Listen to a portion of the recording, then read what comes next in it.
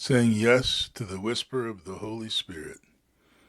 I'm Deacon Ken, and welcome to my story. So, a year ago today, I set out on an adventure that would change my life. God would touch me in ways that I never envisioned nor imagined. For it all to make sense, we've got to go back to the summer of 2024. There's a gentleman from my parish, his name is Al David, and he had made the decision that he was going to do the El Camino at the age of 65. He planned and prepared physically and trained and decided he was going to do the 250-mile portion of it, which is the halfway point. And he got it done. I was with him in spirit. I gave him my favorite palm cross so he would always remember that Christ was with him. And when he came back, we had some great conversations about his experience. He was touched and moved in ways that I could only be impressed by. So I told him, I said, "Oh, David, I'll be 65 in the summer of 2028. I'm going to go to the Camino and you're going to go with me." And he was excited. And that was where we left it. Fast forward to October. Al David comes to me and he says, "Ken, I believe the Holy Spirit wants you to do the Camino with me this coming summer." I said, "I'm not ready for that. I'm not ready for that, David, but I'll think about it." We didn't say anything more about it for about a month. He came back to me and he said, "Ken, I really think you should pray about going with me to do the Camino in June of 2025. I said, "Oh, David, I don't know, but I'll pray about it." He came back to me again and he said, "Ken, I really think you're being called to do the El Camino. I really think you should go with me this June." I said, "I'll pray about it and we'll see what the Holy Spirit says." A couple of weeks later, I came back to him and I said, "I'm not ready. I'm going to have to train really hard, but I'm going to go with you." So I began to train. I started slowly because I was woefully out of shape. Started out walking a mile every day, every morning and every evening, and in a month's time I was averaging 5 to 6 miles a day. Some weekends I would go anywhere between 10 and I think the most I did on any given Saturday was 20 miles, but I would string it together, 2 hours here, 2 hours there, and I was really getting in shape. My endurance built up, and I felt by the time we got to June, I really felt like I was ready to embark upon this adventure. To ease the concerns of my mother and the rest of my family, I had a complete physical, saw a cardiologist, all the boxes were checked. I was ready to go. We got into Madrid on the 21st, made our way to Pamplona by the 23rd, and on the 24th, we were in France and started our way up the Pyrenees Mountains. I was so excited the morning we left the hotel, and I felt good initially. We were about 3 hours in. We had to take rests that I didn't think I would have needed to take. Living in Illinois, there's not a whole lot of hills, but I found some of the highest points, and I trained on those almost daily. We got to a point and I was resting. We were about 7 miles up the mountain, and I collapsed. I wake up. I didn't realize that I had collapsed. I didn't realize that had been unconscious briefly. People were pouring water on me, and I'm saying, "What is going on right now?" and telling people to stop pouring water on me. They thought I was overheated and dehydrated, but I wasn't, because I had been drinking a lot of water that had electrolytes in it, so I didn't have any concern about being dehydrated. And then, after David had helped me get situated, I'm on the ground and all these people are standing around me and they are waiting to see if I'm going to be cooled off and ready to go, and I make the decision that I want to stand up. And all along they'd been saying, "No, no, no, don't stand up, don't stand up."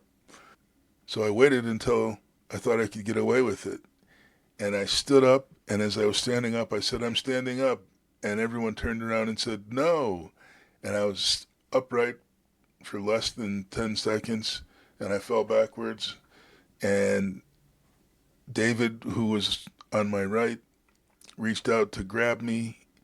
And there's another gentleman who was in front of me, and he reached out to grab my left arm as I was falling backwards. And my arm and my Fitbit slid through his hands, and David caught me, and we both fell backwards into a barbed wire fence. And my head hit a fence post. And had David not stopped my momentum, that fence post and the barbed wire was only 2.5, 3 feet tall because of how old it was. I would have gone right over.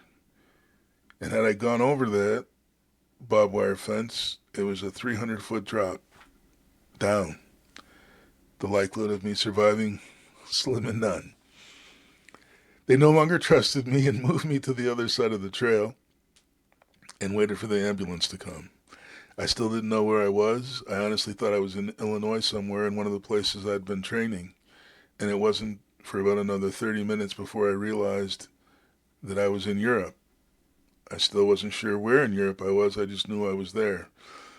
I went to the hospital, and that's where they found out, initially thought that I was dehydrated as well.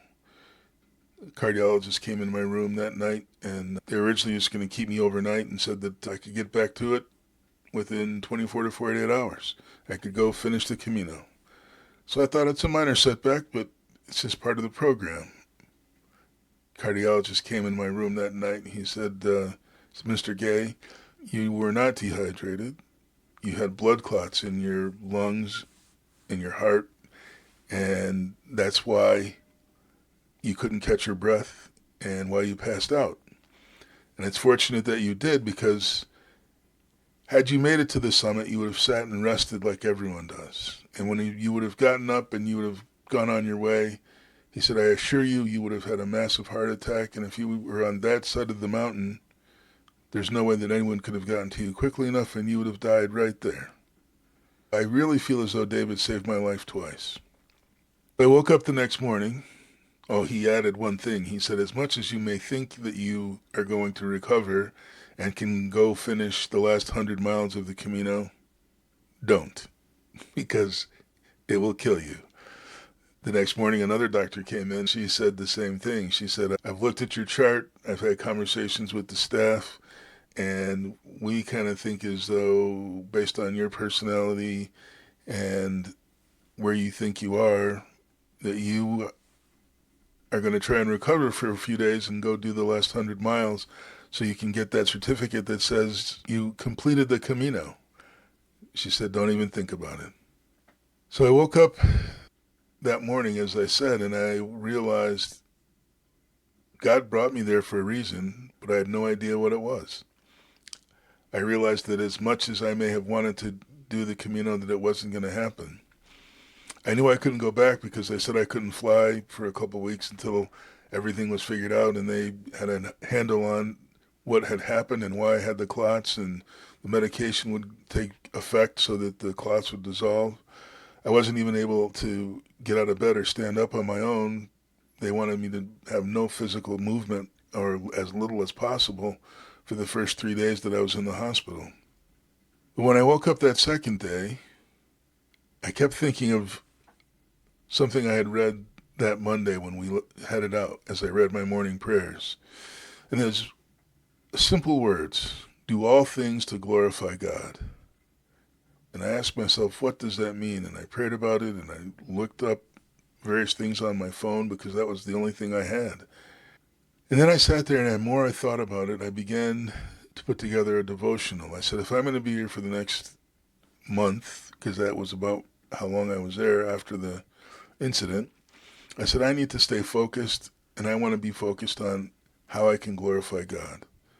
So I wrote the first volume of The Divine Pursuit. But the Holy Spirit wasn't done with me. He wanted me to do more than that. And he also wanted me to know that all of these messages and communications weren't just my imagination. Because the other thing that I was asked to do was find ways to build the domestic church, build God's domestic church, which is our homes, our families, where we live, bringing faith in and the church into that environment. He proved to me in two ways that the Holy Spirit was speaking to me. The first happened on July 19th. I was sitting in church. There was a beautiful church that I would go to every morning and every evening in Leon, Spain. I was there for the longest period of time. I was there for 2.5 weeks. I loved that little chapel. I loved that church, and I loved that town. I look forward to returning. One morning after the 8 o'clock Mass, I'm sitting there doing my morning prayers, and there's a young lady sitting across the aisle. And as I'm praying and sitting in silence, the Holy Spirit says, she's discerning whether or not she wants to be a nun. Tell her to say that the Holy Spirit wants her to say yes. I said, no, I'm not having that conversation with a stranger. A few minutes later, the Holy Spirit says a little bit louder, she's discerning to be a nun. Tell her I want her to say yes. I said, I really don't want to do that. And then he came to me a third time. Tell her I really want her to say yes. I said, okay, fine. Whoever gets up first, I'll ask if she speaks English, and if she does, I'll embark on the conversation. No more than 30 seconds later, she gets her backpack and her sweater, and she stands up. And I'm like, fine.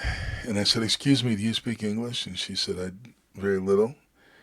And I told her, I said, I'm sitting here praying, and the Holy Spirit told me that he wants you to say yes to his call and his request of you to be a nun. I said, are you discerning to be a nun? And she had this look of shock on her face, and she said, I am. Now my heart is racing, and I'm thinking, it was really being serious. So I said, well, he really wants you to say yes. And she looked at me again, and she said, okay.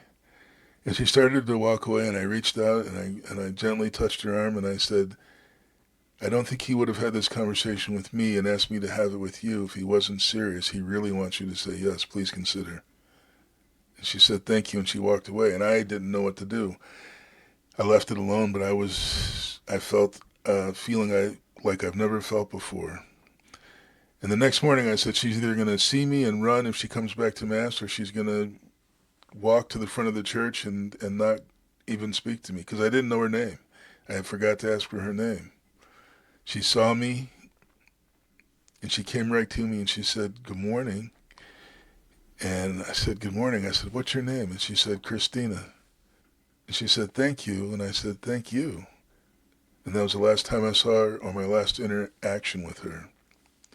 2 days later, sitting in church, and there's a young lady sitting at the opposite end of my pew. And at Peace Be With You, she stood up and she reached out to shake my hand. And that was the first time in all the time I'd been there that anyone has actually spoken to me or tried to shake my hand at the Peace Be With You. So after Mass, again, we're sitting there praying, and I hear the Holy Spirit say, she needs you. Help her. Now I had courage. And I turned to her and I said, do you speak English? She said, very little. I'm from Hungary. I speak very little.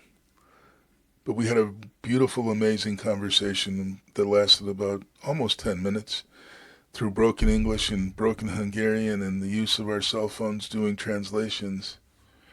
Her name is Susan, and we are in touch to this day. I learned something very important while I was on that trip.